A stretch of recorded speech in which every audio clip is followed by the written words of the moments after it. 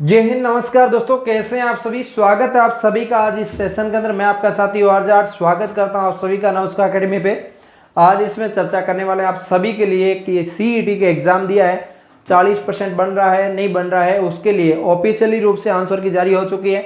इनसे आपको पता लग जाता है कि आपके कितने परसेंट सही हुए हैं, कितने गलत हुए हैं, और इसी हिसाब से आपको ये चीज़ पता लग जाएगी कितने परसेंट डिलीट हुए हैं, कितने नहीं हुए। और आपके 40% से कुछ ही कम रह रहा है तो आप इसके अंदर ऑब्जेक्शन लगाने की सोच रहे हैं कि इस पर्सन का ऑब्जेक्शन लगा दूं ताकि ये पर्सन सही हो जाए तो मेरा इसके अंदर 40% बन जाए।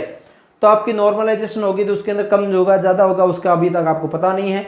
ये सारी जानकारी के साथ साथ आपको ये भी डाउट रहता है कि नॉर्मलाइजेशन के लिए आपको क्या होगा क्या नहीं होगा, उससे पहले मैं एक बार आंसर की मैं ट्राई कर ही लूँ, ये मौका हाथ से क्यों गंवा दूँ। मान लीजिए एक आध नंबर कम ज़्यादा हो रहा है तो आप जरूर सोचेंगे इसके बारे में। तो आप सभी को पता है कि आपकी बुधवार को आपका डिटेल जारी हो चुकी थी। आपका इसके अंदर आंसर की में आपत्ति कब से कब तक लगा सकते हैं, आपके आंसर की ऑफिशियल रूप से जारी हो चुकी है। 26 तारीख से लेकर 28 तारीख तक आपत्ति लगा सकते हैं। आपत्ति के लिए आपको हर एक पर्सन के लिए 100 रुपये आपको शुल्क लगेगा, ये चीज़ें आपको पता है। लेकिन इसके अंदर पोर्टल के अंदर स्टैंडर्ड ऑथेंटिक जो आपकी गाइड है उसको लिखा जाएगा, इसके लेखक का नाम लिखा जाएगा, ये सारी आपको जानकारी भरनी पड़ेगी। ऐसे आपका इसके अंदर प्रश्न संख्या सहित इसके अंदर जानकारी देना पड़ेगा और अपलोड भी करना पड़ेगा। चेतावनी है कि किसी अभ्यर्थी ने साक्ष्य में मूल कंटेंट में कूट सूचना कर अपलोड किया है तो उसके लिए खिलाफ कार्रवाई किया जाएगा। मान लीजिए किताब के अंदर कुछ और है और आपने उसको एडिट करके अपलोड कर दिया तो वो आपका कूट सूचना के अंदर जाएगा और उसके ऊपर आपत्ति के खिलाफ कार्रवाई की जा सकती है।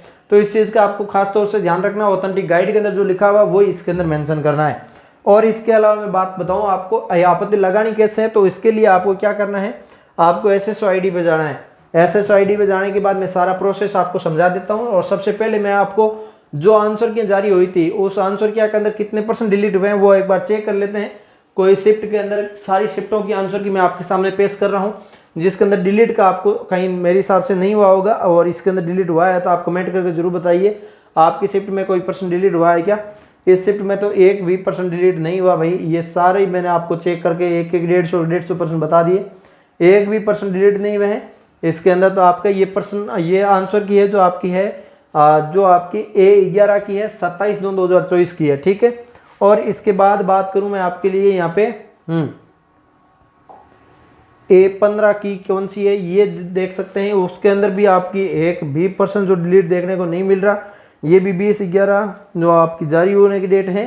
और एग्ज़ाम डेट की बात करूं तो एग्ज़ाम डेट भी इसके अंदर दे रखी है 27/9/2024 की। तो इसके अंदर भी कोई परसेंट डिलीट होने की इसके अंदर नहीं शो कर रखा मेरे सामने, तो भाई मुझे नहीं दिख रहा कोई पर्सन इन्होंने डिलीट किया होगा। तो सारे पर्सन इन्होंने सही बताए हैं, तो आप अपने हिसाब से अपने स्तर पे आप करिएगा। और इसके अलावा इसके अंदर कौन सी है ये आंसर की और देख लेते हैं। ये आपकी A17 की है जिसके अंदर 28/9/2024 को है। इसके अंदर भी आपका कोई भी पेपर के अंदर क्वेश्चन जो डिलीट नहीं किया हुआ नज़र आ रहा है। आपको कहीं ना कहीं कोई आंसर की में पेपर में पर्सन डिलीट किया हुआ नज़र आया है तो वो आप अपने बताइएगा कमेंट करके, ठीक है। ये सारे आपको टेलीग्राम के ऊपर उपलब्ध हो जाएगी आंसर की। और वैसे आंसर की आते ही मैंने उपलब्ध वैसे करवाई दी आप सभी को, तो आप जाके इसको एक एक चेक कर सकते हो। मुझे यहाँ पे डिलीट का ऑप्शन नज़र नहीं आया है, आपको किसी को कोई डाउट लगे तो उस हिसाब से आप देखना जरूर, ठीक है।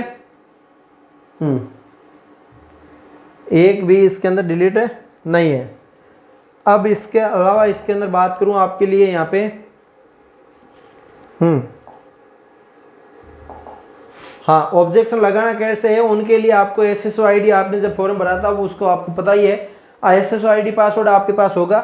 एसएसओ आईडी पासवर्ड आप डालिए, चाहे मोबाइल हो चाहे लैपटॉप कंप्यूटर किसी से भी लगा सकते हैं, कोई दिक्कत नहीं है। एसएसओ आईडी पासवर्ड डाल लॉगिन करने के बाद आपको इस टाइप का होम स्क्रीन आएगा। उसके अंदर रिक्वायरमेंट जो आपका है, रिक्रूटमेंट जो आपका पोर्टल है उसके ऊपर जाना है। इस रिक्रूटमेंट पोर्टल पर जाओगे तो आपके सामने इस टाइप का इंटरफेस आ जाएगा।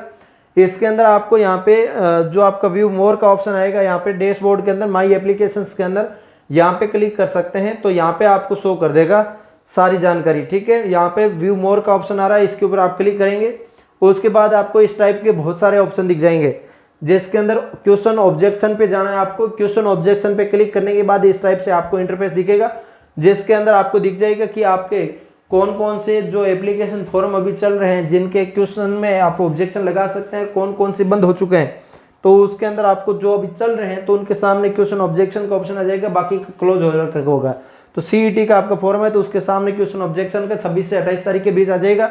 तो जैसे ही आप क्वेश्चन ऑब्जेक्शन पे क्लिक करोगे तो आपके सामने इस टाइप का इंटरफेस आ जाएगा, जिसके अंदर कौन सी एग्जाम का है, कौन सी पोस्ट का नाम है, कौन सी एग्जाम है, कितनी तारीख को है, ये सारा इसके अंदर आप लगा सकते हो। ये सारी इसके अंदर रोल नंबर आपका शो कर देगा, सब्जेक्ट, सेट कोड, ये सारा इसके अंदर आपको दिख जाएगा। इसके बाद में बात करूं तो आपको इसके अंदर सजेशन आंसर वगैरह इसके अंदर एक एक डिटेल डालनी होगी, डिटेल डाल के आपको फाइनल सबमिट करना होगा, फाइनल सेव करना होगा।